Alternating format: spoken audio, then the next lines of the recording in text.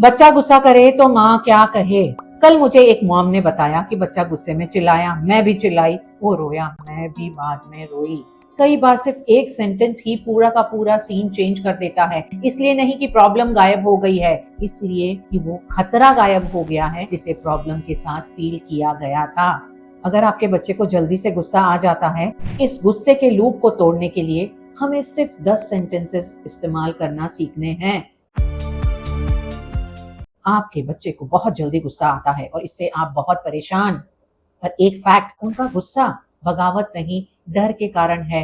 डर कि उनके पास कोई कंट्रोल नहीं, डर कि आप डिसअपॉइंटेड है, डर कि आप उन्हें समझ नहीं रही, दूर जा रही हैं। जब हमारे बच्चे और हम दोनों एक साथ गुस्सा करते हैं तो एक विस्फोट होता है और एक लूप बनता है। उन्हें तो बाहर निकलना आता ही नहीं, हमें ही उन्हें सिखाना है। ऐसी कौन सी जादू की छड़ी है जिससे बिना डांटे, डपके, धमकाए, चुप कराए हम उनका गुस्सा शांत कर दें? वो जादू की छड़ी नहीं है, एक ऐसी लैंग्वेज में रिस्पॉन्स है जिससे उनका ब्रेन शांत हो जाए। क्योंकि गुस्से के वक्त बाउंड्रीज से बहुत ज्यादा पहले सेफ्टी की जरूरत है। सीखते हैं 10 सेंटेंसेस जिससे उनकी सेफ्टी वापस आ जाए। कोई भी डिफिकल्ट सिचुएशन हो, हम ज्यादातर ऑटोमेटिकली रिस्पॉन्ड करते हैं, बस चुप, बहुत हो गया, रोना बंद करो, कोई बड़ी बात नहीं है, चिल, तुम हमेशा ऐसे ही करती हो, तुम्हें समझ नहीं आता, ड्रामा बंद। पर जब हम ये सब कहते हैं उनका गुस्सा और बढ़ जाता है, क्योंकि हम उनकी फीलिंग्स को डिसमिस कर रहे हैं, उनके अंदर शर्मिंदगी का एहसास जगा रहे हैं और उनसे दूर जा रहे हैं। सिचुएशन अपने आप वर्स होगी। एंगर यानी उनका डिसरेगुलेशन, और जो बच्चे डिसरेगुलेटेड हैं वो आपका कोई भी इंस्ट्रक्शन सुनेंगे ही नहीं, कोई लॉजिक, कोई लेक्चर, कोई समझाने की कोशिश काम नहीं आएगी। सिचुएशन हाथ से निकलती ही जाती है। इस वर्स होती हुई सिचुएशन का तोड़ क्या है? उनकी फीलिंग्स को समझना है, उनके अंदर कोई नेगेटिव फीलिंग नहीं आए, कोई शर्मिंदगी नहीं हो, ये इंश्योर करना है और कनेक्टेड रहना है। सीखें वो 10 सेंटेंसेस जो ये काम करेंगे हमारे लिए। आई एम विद यू, ये बहुत छोटी सी बात है पर इतना बड़ा असर, क्योंकि मैं और तुम की लड़ाई यहाँ खत्म हो जाती है, दोनों एक ही टीम में आ जाते हैं एक साथ। आपको उनकी बात नहीं माननी, सिर्फ उन्हें ये बताना है कि आप उनका पॉइंट ऑफ व्यू समझ रहे हैं। कुछ काम करने से मना कर रहे हैं तो आप कहें आई एम विद यू, हम स्टेप बाय स्टेप इसे करते हैं। होमवर्क करने से कतरा रहे हैं तो आप ये कहें I am with you, I know it feels hard. सिर्फ इतना कहना ही बहुत बड़ा शिफ्ट ले आता है। तुम्हारे इमोशंस अभी ज्यादा है पर तुम सेफ हो। कई बार उनका गुस्सा, उनकी नाराजगी उनके डर के कारण होती है। जब आप उनकी सेफ्टी उन्हें बता देती है, उस डर को न्यूट्रलाइज करती हैं, कम करती हैं। अगर आप सोचें हर समय उनसे कहते रहें कि you are safe, you are safe, आपको भी ऑकवर्ड लगेगा और उन्हें भी शायद उतनी क्लैरिटी से समझ में नहीं आएगा। आपको सेफ्टी वर्ड बार बार यूज करने की जरूरत नहीं है। तो जहां नहीं कहना, आपको उस तरह की सिचुएशन क्रिएट करनी है कि उनके अंदर सेफ्टी वाली फीलिंग आए। उनका हाथ पकड़ लें, वो सेफ्टी सुनेंगे नहीं पर उसे फील कर लेंगे। रो रहे हैं तो उनसे कहें अभी तुम्हारी बॉडी ओवरवेल्म्ड है एंड जस्ट टच देम।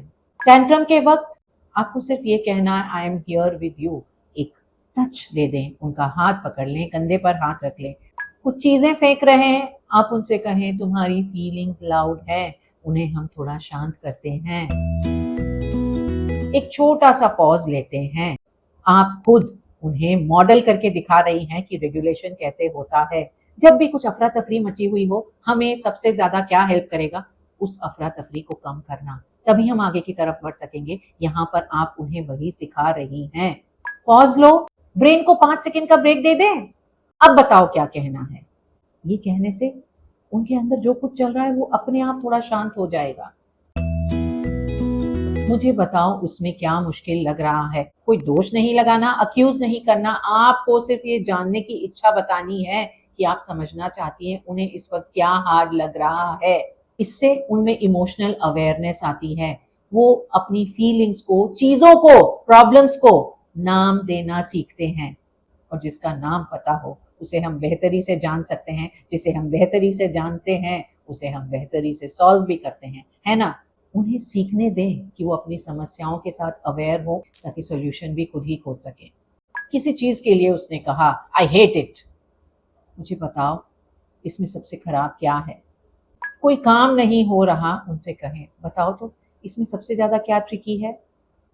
वो स्कूल से आते ही गुस्सा, तो आप उनसे पूछें आज के दिन में सबसे टफ क्या लगा? किसी चीज पे परेशान है तो उनसे ये पूछ सकते हैं क्या अनफेयर लग रहा है? वर्ड्स यूज करो, हाथ नहीं। जब वो हाथों का इस्तेमाल कर रहे हैं तो आप उनके बिहेवियर को रीडायरेक्ट करती हैं जब आप कहती हैं वर्ड्स का इस्तेमाल करो without scolding. Encourage them to use words. किसी को मारा तो उनसे कहें हाथ से नहीं मुंह से बोलो। चीजें फेंक रहे हैं तो उनसे कहें बॉडी नहीं जुबान बोलेगी। पुशिंग, आप उनसे कहें रुको, बोलो मैं हेल्प कर सकती हूँ जब तुम रेडी हो। जब आप ऐसा कहती हैं तो आप अवेलेबल हैं पर फोर्सफुल नहीं। उन्हें कंट्रोल और आपका सपोर्ट दोनों एक साथ मिल जाता है and which makes them feel safe, शांत, और गुस्सा अपने आप कम हो जाएगा। किसी काम में आपकी मदद से इनकार कर रहे हैं पर झुंझलाए हुए हैं, आप सिर्फ ये कहें आई विल वेट, मुझे बोलना, मैं यही हूँ। आप उनका मेल्टडाउन देख रही हैं, वो हाथ पांव पटक रहे हैं, आप कह सकती हैं I can help when your brain is ready. कुछ काम करने के लिए कहना है, कहें you start, I will join जब तुम मुझे बोलो। मुझे पता है तुम्हें बुरा लग रहा है। आपने उनकी फीलिंग्स को वैलिडेट किया लेकिन इसके साथ उनके अंदर इंटाइटलमेंट वाली फीलिंग नहीं जगाई, उन्हें लाड प्यार से बिगाड़ा नहीं, क्योंकि आपने सिर्फ ये मैसेज दिया है कि उन्हें बुरा लग रहा है। उनका बुरा लगना सही है या गलत है ये क्वेश्चन में आया ही नहीं। कोई डिमांड पूरी नहीं हुई, हाँ तुम्हें बुरा लग रहा है। खेलना बंद करने के लिए कह रही हैं, हाँ मुझे पता है मुश्किल लगता है। होमवर्क, हाँ कभी टफ लगता है। तुम्हारा गुस्सा बढ़ा, मेरा प्यार उससे भी बढ़ा। ये कहने की जरूरत नहीं क्योंकि हम ड्रामा तो नहीं कर रहे, इट्स रियल लाइफ। और ये कहना ऑड भी लग सकता है, आपको इसे सिर्फ एक्सप्रेस करना है। जैसे ही आप ये एक्सप्रेस करती हैं कि उनके गुस्से से बहुत ज्यादा बड़ा आपका प्यार है, वो इमोशनली सेफ फील करते हैं इंस्टेंटली। मैं कहीं नहीं जा रही, तुम अपना टाइम लो। उनका ये डर कि आप उनको छोड़ देंगी गायब हो जाता है। किसी कारण से वो छुप रहे हैं तो आप उनसे कहें मैं दरवाजे पर ही खड़ी हूँ, टेक योर टाइम। जब हम उन्हें जल्दी करने के लिए नैग करते हैं, उन्हें सिर्फ ये कह दे स्लो हो जाओ, टेक योर टाइम। आप देखेंगे उनकी स्पीड अपने आप पहले से फास्ट हो जाती है। चलो ये फिर से करते हैं, दोबारा ट्राई करते हैं। जब आप ये कहती हैं तो आप दोनों के लिए ये एक रीसेट बटन का काम करता है। जो कुछ गलती हुई उस पर पानी डालते हैं और आप आगे बढ़ते हैं। सिबलिंग्स के बीच में फाइट हुई तो आप ये कह सकते हैं चलो दोबारा से स्टार्ट करते हैं। आपके बच्चे अगर जल्दी से गुस्सा करते हैं तो ये आपकी पेरेंटिंग पर क्वेश्चन नहीं, ये सिर्फ उनकी एक मदद के लिए गुहार है। उनका डर कम करने के लिए, आपकी अंडरस्टैंडिंग के लिए, थोड़े कंट्रोल के लिए। वो गुस्सा कर रहे हैं इसलिए नहीं कि उन्होंने ठान लिया है कि आपकी जिंदगी को मुश्किल बनाएंगे। वो अपनी मुश्किल फीलिंग्स को समझने की कोशिश कर रहे हैं, इसलिए उन्हें गुस्सा आ रहा है। और इसे शांत करने के लिए आपको सिर्फ उस लैंग्वेज में रिस्पॉन्ड करना है जिससे वो सेफ फील करें, अपने घर में फील करें, अपनी जगह पर फील करें। तो गुस्सा अपने आप कहीं थम सा जाएगा। ये 10 फ्रेजेस उनके गुस्से को हमेशा के लिए नहीं रोकेंगे, बंद भी नहीं करवाएंगे, ये सिर्फ उन्हें रेगुलेट करना सिखाएंगे। आपको लगता है उनका गुस्सा करना इट्स योर फेलियर, लेकिन आप नहीं फेल कर रही। आप एक ऐसे नर्वस सिस्टम को ट्रेन कर रही है जिससे आने वाले सारे युद्धों के लिए खुद को तैयार करना है। इन फ्रेजेस के साथ आप उन्हें सेफ एट होम फील करा रही हैं। So you are doing good. उनके गुस्से में सिर्फ ये फ्रेजेस इस्तेमाल करें या कोई भी ऐसा फ्रेज जिससे आपका उनके प्रति लगाव, कनेक्शन उन्हें फील हो। उनका गुस्सा अपने आप शांत हो जाएगा। आप क्या करती हैं जब आपका डार्लिंग गुस्सा करता है? Share, like and comment.